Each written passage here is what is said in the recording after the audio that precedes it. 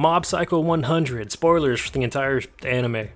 I'm gonna come out the gate on this one by saying Mob Psycho 100 has some of the most fluid, visually interesting, dense, packed both the style and depth, just some of the best animation I've seen out of every anime I've watched, period. It's truly incredible. I don't know how else to explain this sentiment other than to say that nothing is wasted. Yes, it has its drawn out exterior shots to save space, not every character is moving every second, whatever. But almost every scene a character is in gives us a character moment. The way that these people move, communicate with each other, despite initially being just a fairly simple comedy premise, the show evolves to have some of the smoothest animation that I've ever seen, on top of some of my favorite character writing ever. Mob Psycho 100 surprised me in 100 different ways. Side characters don't just come back, practically everyone introduced has a chance to become a key player in the story. It's just everyone gets their moment to shine. The series just knows what it's doing with its cast, and it feels like it never fails an opportunity to give a character other than the protagonist the chance to actually do something. And of course, the protagonist is goated as well, but it's just an incredible character writing. Yes, it is a comedy anime, and yes, it is funny. Some parts really got to me. Most anime, even the ones focused on comedy, give me a few slight chuckles every other episode, and, well, that's just it. Mob Psycho 100 has already made me so invested in its characters and overarching story that every piece of comedy makes me laugh, and there have been zero jokes that fall flat. It does initially suffer from the same inherent issue of anime like One Punch Man, fitting given the context, but still, our main character is incredibly powerful, so much that he's constantly underestimated and easily dispatches most of our enemies. So what is the series really about if not the fights? Well, it's still about our MC, but it's not necessarily about the battles he has with others.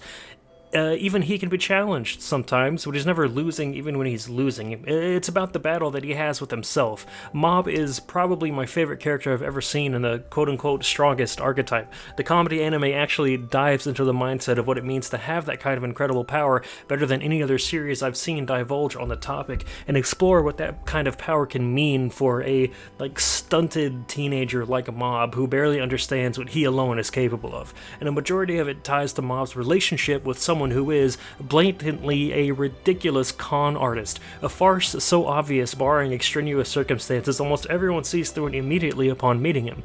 But he is still a genuine mentor to Mob, and the relationship that they have and how it's carried throughout the story is incredible. Every chance he gets, despite being a con man, REIGEN in his own way is really trying to help Mob, trying to keep him on the right path, trying to steer him in healthy directions. And does he mess up sometimes? Sure enough, yes, but at the end of the day, when the cards are on the table, he's willing to face almost certain death just to try and talk some sense into the kid that put his trust in him. Mob Psycho 100 was more heartwarming than I ever expected it to be. It scores perfect 10s in basically every field, actually. Since I can't think of a single fault of the show off the top of my head, I'll just say it's a 10 out of 10. And the fight near the end of Season 2 against the teleporter, Shimazaki, is one of my favorite anime fights of all time. It's going in my top 10. Just great stuff. Love this anime.